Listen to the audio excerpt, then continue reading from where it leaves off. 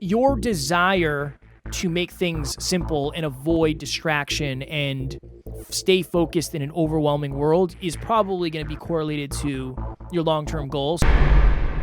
The point is, focus is the most important skill of the 21st century because we have distractions everywhere. We have distractions literally 100 times more than our parents and our parents' parents. Next Level Nation, welcome back to another very special, as always, episode of Next Level University, where we teach you how to level up your life, your love, your health, and your wealth. We hope you enjoyed our latest episode, number 970. It's gotta be about more than just the money. Today, for episode number 971, Strategy Saturday, how to stay focused in an overwhelming world. Alan, this was your idea. The floor and the microphone is yours, and the mic is hot.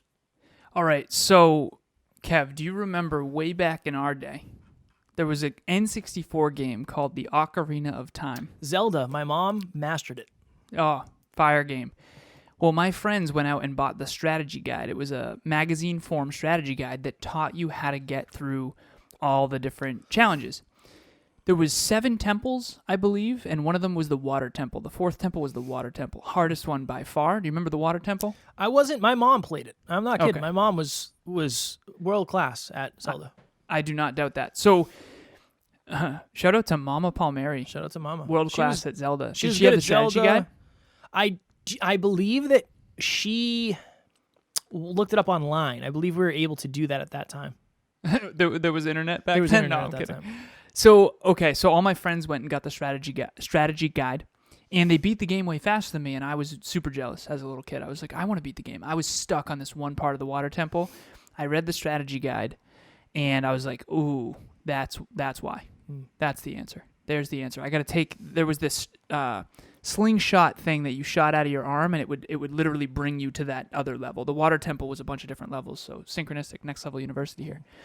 But anyways, that's what Strategy Saturday is all about. A strategy can save you so much time and effort if you have the right strategy. So I came prepared for this episode with 3 big ideas. 3 big ideas that I think will help you. And they're simple, but they're very, very important. The first big idea. Are you ready, Kevin? I'm ready.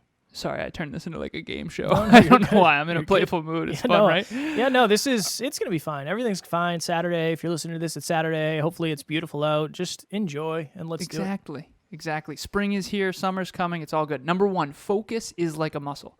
So Kev's been in the gym since he was 16 years old, and he has some muscles on him. There they are, if you're on YouTube. And your focus muscle is similar in the sense that you can develop it over time. Some people really have trouble with focus. Anyone who struggles with ADHD, you understand as well. My sister was diagnosed with ADHD growing up, and she really has trouble focusing. And so she got on medication, and that helped a lot. So if you're out there and you struggle with focus, realize that the more you practice it, the better it can get. And this is a muscle, and you can train it every day. Just like when you go to the gym and lift weights, you get stronger. Your focus muscle can get stronger. So that's big idea number 1, is that you can... Don't identify as someone as I have ADHD and I can't focus. No, maybe you struggle with focus and maybe you have ADHD, but you can improve it. And this, again, is not my opinion. This is the neuroscience. The neuroscience has proven that you can change your brain chemically, structurally, and functionally every millisecond of every moment if you put your attention on the right things. So focus is like a muscle. That's number 1. Number 2, focus is the most important skill of the 21st century, in my opinion.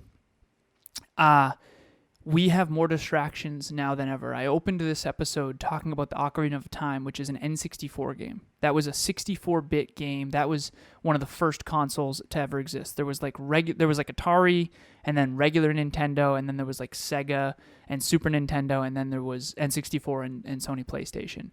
And the graphics on those games back then, if we went back and played them compared to the games, the kids these days are playing, It's not even close. And now you can play those games on your phone. You don't even need a big console. And so I digress here. Focus is the most important skill of the 21st century because of the internet. We have tools at our disposal I'm reading a book right now called Measure What Matters, and it's by a man by the name of John Dewar. And he was originally with Sergey Brin and Larry Page, which were the founders of Google. When Google was first founded, Kevin and I were in like middle school, I'm pretty sure, if not even earlier. And that was before Google even existed. That they were at their very infancy. So the internet isn't that old. And so now we have all these devices. Now we are interconnected. On book club, we were talking to people all over the world on Zoom, and it was amazing. And we're getting notified by emails. And we have Facebook messages, and we have Instagram messages, and we have tweets, and we have phone calls still. But the phone is in our pocket now rather than, you remember the dial-up back in the day, Kev? You used to have to remember people's actual number because there was no such thing as contacts. And then do you remember caller ID? When caller ID came out, it was like, wait a minute, you can tell who calls, and there goes prank phone calls. Prank phone calls used to be a thing. Kev, you did some prank calls back in the day? I remember, real quick story, real quick. I was in somebody's basement, and we pulled up the Arnold Schwarzenegger soundboard that they used to have, and we called somebody, and I don't know, I think we tried to order pizza or something. Yeah, it was a whole thing. Yeah. And then once caller ID came out, they could tell who you were. Well, it wasn't my house, so I wasn't hugely concerned with it. You know what I mean? When I was very, very young, Kev, I'll tell this story briefly. I called 911 as a joke as a little kid. You can't do that. Yeah, I can't do that. Can't do that. They called back, and my sister had to like tell them like, oh, like Alan didn't know.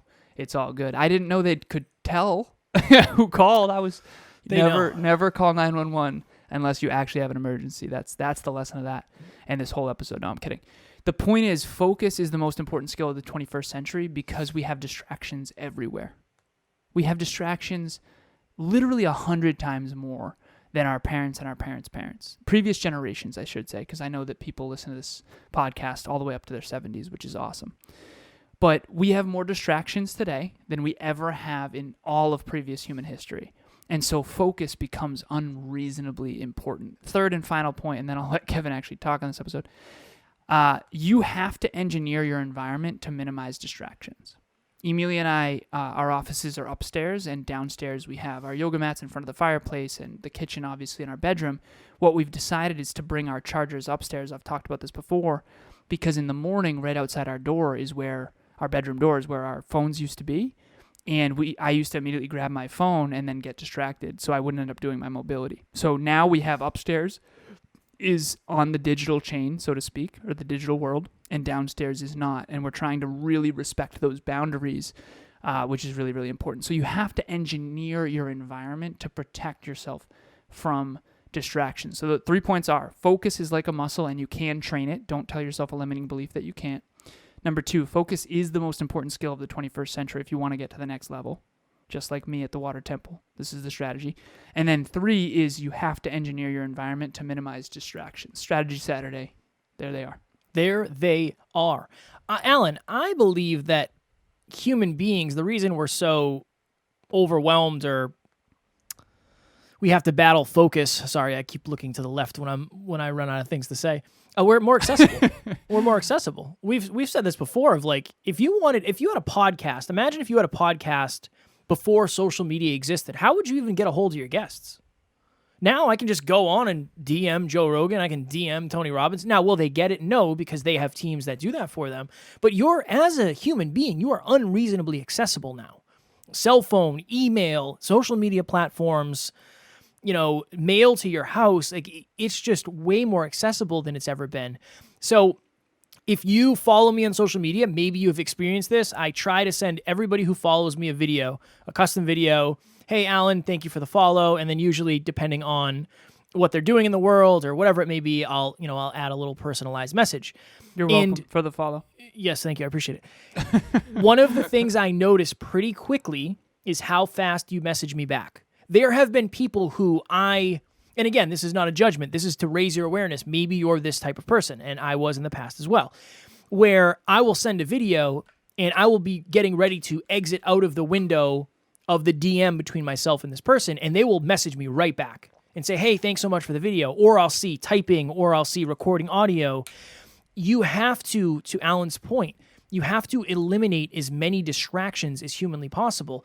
You don't need, and again, Obviously, there are situations where you do, but you don't necessarily need the notifications on your phone on. If you have a child or something like that and you need to get notified, there are ways to do that, but you don't need your Facebook notifications on. You don't need your Instagram notifications on, your TikTok notifications on, your emails on, because every single time that happens, you're going to get a trigger and you're going to have to use discipline not to pick up your phone. Another thing that I think is probably an important thing, Alan, is I would figure out when can you be the most focused. So this morning, my alarm went off at 5. I got up at 5 a.m., even though was a struggle because our new bed is very, very comfortable. But I came into the office and I shut the door and I just started working. And it was unreasonably simple for me to be focused because there's nothing else going on. I'm the only one up in the house. Nobody is texting me. There's no emails coming through. And again, all my notifications are silenced anyway. But I do think early morning, late evening are the two best times in terms of avoiding overwhelm and distraction because everybody else is either sleeping or maybe doing something else. So I would say, number one, make sure all your notifications are off if they can be. Obviously, if you have kids and you're out, maybe that's something that is a non-negotiable for you, but really check in with that. Number two, find what time works best for you to be as focused as humanly possible. And then I would say number three, we're talking short-term focus here. I guess this would be a question for you, Alan. How do you suggest people stay focused on the specific thing they want to master or accomplish over the long term? Because we're talking like how to stay focused moment to moment. How do you stay focused on what matters in the long run for months, weeks, months, years at a time? The first way to answer that question is you'll always struggle with focus if you don't have clear, specific long-term goals. Nobody develops focus for funsies. You develop focus because you need it. Yeah. And so an Olympic athlete, we all know, needs to focus on their health more than we do. That's a fact. And why? Because they want to win an Olympic gold medal. So if you don't want to win an Olympic gold medal, you don't have to focus on your health as much as someone who does. And so you have to set clear, long-term, specific goals that are deeply meaningful to you, and then you'll learn how to develop more and more focus along the way. There really is no other way. People don't develop focus just 'cause. What's happening, guys? My name is Alex, and I am a professional videographer who runs a production company out of Halifax, Nova Scotia. The one thing that I love about working with Alan is that right away he was able to come in and set up a system for me that makes sure that I am taking charge of my time and I'm taking the actionable steps that I need in order to progress towards my goals on a day-to-day basis. He's always been great at giving me the information that I need exactly at the right time in order to progress to the next level when it comes to my business. And overall, I think he's just a great personality. When I get off the phone with him, I always find that I am energized. I know exactly where I need to focus my attention in order to progress, and I am getting the most out of what I do with my time. You know what? Another important thing, you have to, and I think people probably struggle with this more than I have thought in the past because I sometimes forget what it was like before I made this shift. You have to be okay with people getting frustrated that you don't text them back right away. I have seen so many memes of if he cares, he'll text you back right away, or if she cares, she'll text you back right away. It's like, honestly, sometimes people are just busy. Sometimes people are just busy. If you message me at 10:01 a.m. on a Monday, you will not get a response until at least 8 a.m. the following day because I'm busy. I'm just busy. There's other things going on. It doesn't mean that I don't want to speak to you, or it doesn't mean that I don't care about the message. It just means that I'm trying to stay focused. So I think that you have to be okay with maybe getting a little bit of pushback from people who are used to you being so accessible.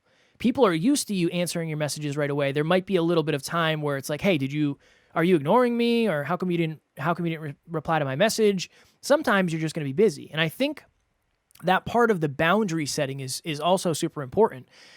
Part of staying focused is allowing yourself and giving yourself the grace and putting up the correct boundaries to people who are used to trying to knock them down, whether intentionally or or unintentionally, you have to make sure that you're keeping the door closed. It's one thing to shut the door. It's a whole nother thing to keep the door closed for long periods of time. And I think that's another master skill, just like saying no.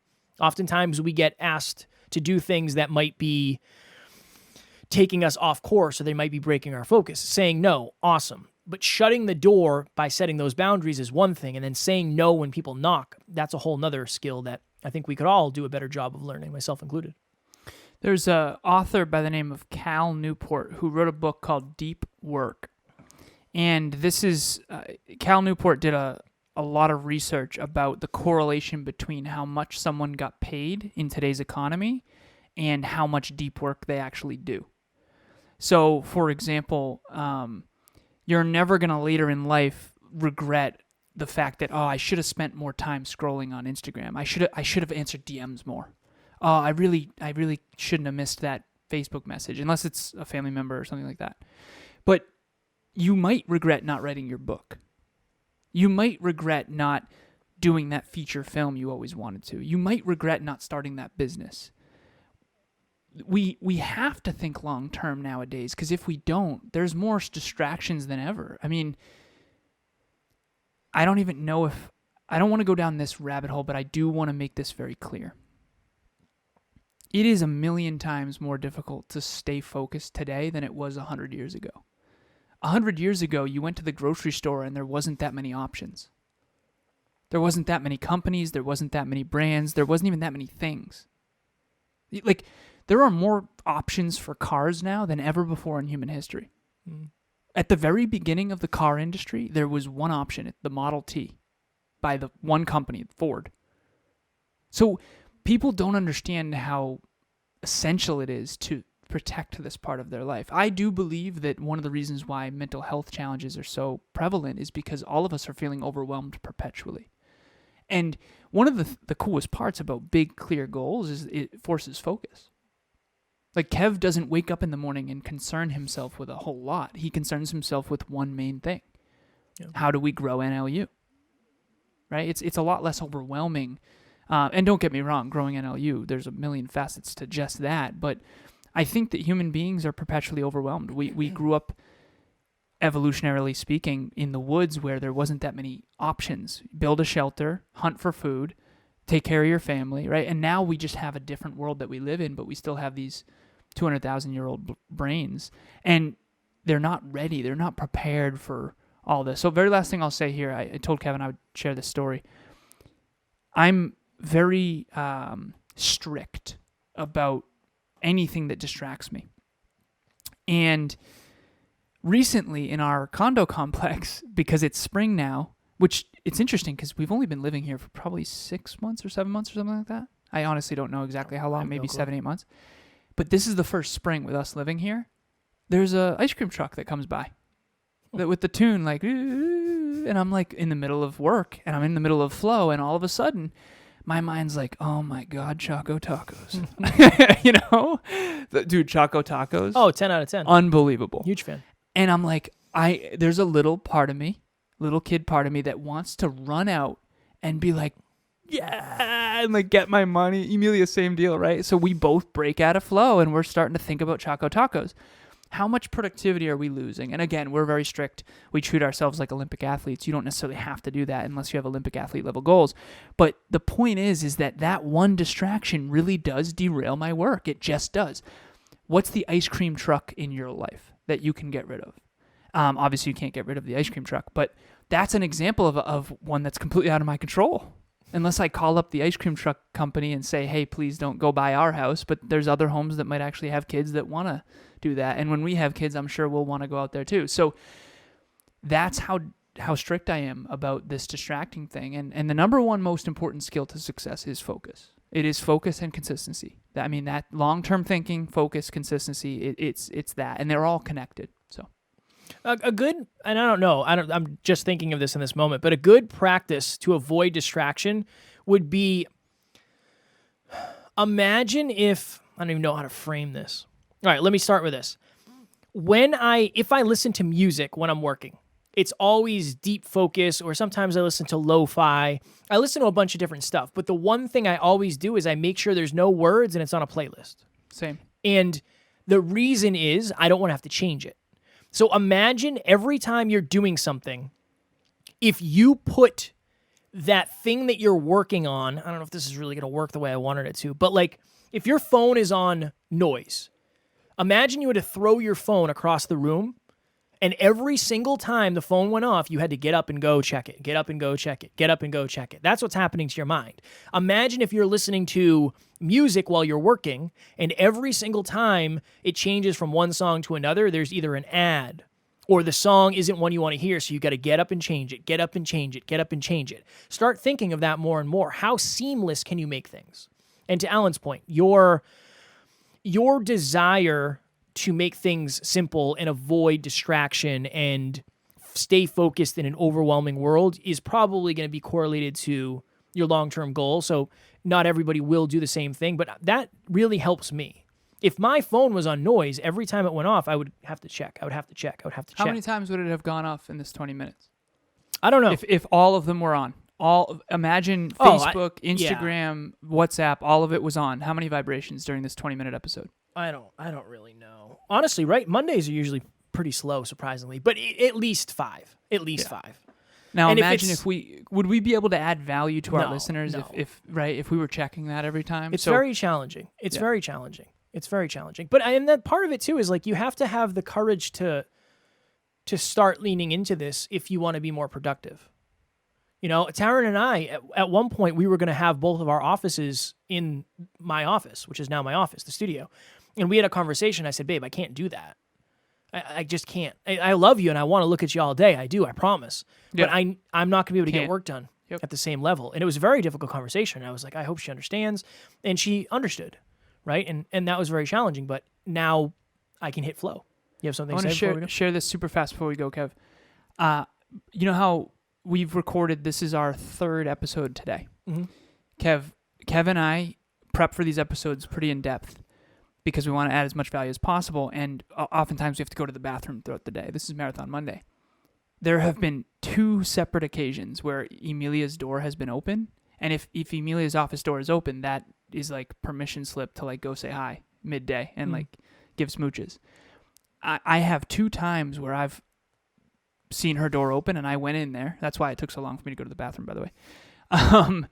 And we did kisses and I caught up with her. How's your day going? It was really cute. And then Tucker starts barking like, you guys are having fun without me, right? Because he's down in his den, the bedroom. But I said, I'm sorry for breaking you out of flow. And she has the door open because it's so hot up here, because it's spring now. And so that's how concerned we are with it. Like I'm sorry for breaking you out of flow. I'm grateful for the kisses, but I also know that I broke you out of flow, and I want to acknowledge that. So it's really important. If you've never studied flow, we'll do an episode on flow at some point. But think about it like REM sleep. This is the best analogy. If you are in bed for 10 hours, but you aren't ever getting any REM sleep, you're going to wake up exhausted. There's also something that Darren Hardy talks about called REM productivity, and that means distraction-free deep work.